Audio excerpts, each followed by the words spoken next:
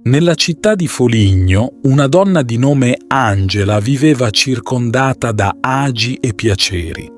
La sua vita scorreva veloce, immersa nelle feste e nei desideri terreni, lontana da ogni pensiero che parlasse di pace o di anima.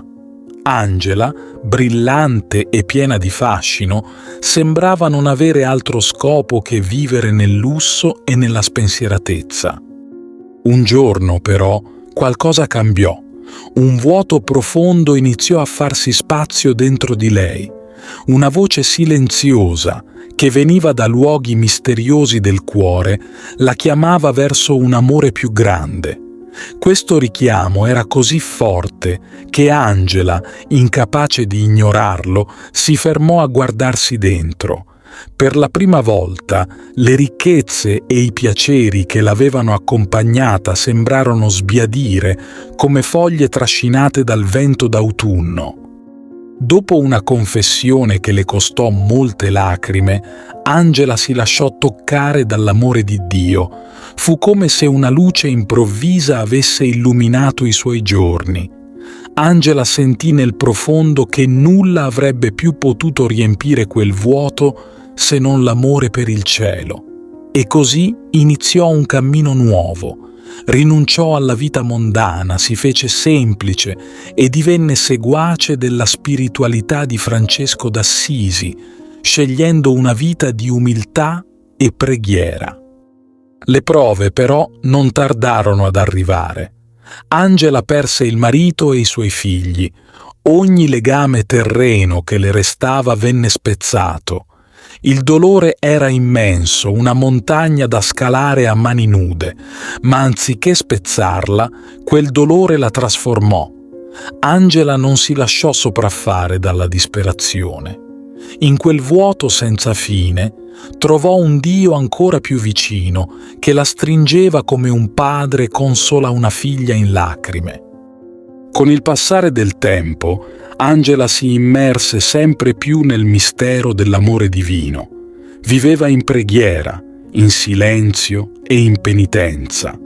Ma ciò che accadeva dentro di lei non poteva rimanere nascosto. Era come un fuoco che illuminava tutto ciò che toccava. Persone da ogni parte venivano da Angela per ascoltare le sue parole, cercare conforto e trovare ispirazione. Diventò guida di molti, uomini e donne che volevano vivere una vita più vicina a Dio. Angela parlava di Dio con una passione che toccava il cuore. Diceva che l'anima, per unirsi al suo Creatore, doveva compiere un viaggio. Questo viaggio era fatto di passi, non uno, ma tanti, come un pellegrino che si avvicina a una città lontana. Ogni passo richiedeva coraggio, sacrificio e la volontà di lasciare tutto ciò che è superfluo per abbracciare l'essenziale. Angela visse momenti di estasi profonda. Raccontava di visioni in cui sentiva Dio parlare al suo cuore con dolcezza infinita. Queste esperienze la resero una delle anime più vicine al mistero divino, ma non si tenne nulla per sé. Con umiltà dettò al suo confessore i segreti di quelle visioni per aiutare chiunque desiderasse seguire lo stesso cammino. Anche dopo la sua morte, l'esempio di Angela continuò a brillare. Le sue parole, raccolte con cura, ispirarono generazioni di persone, portandole a credere che l'amore di Dio è più forte di qualsiasi dolore, più luminoso di qualsiasi notte. E ancora oggi, la sua storia parla al cuore di chiunque cerchi la speranza nella sofferenza e la luce nell'oscurità.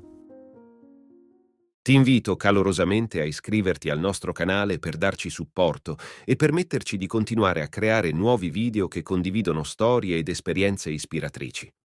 La tua iscrizione è un prezioso sostegno che ci motiva a condividere più contenuti di valore e a diffondere messaggi di speranza, fede e crescita personale.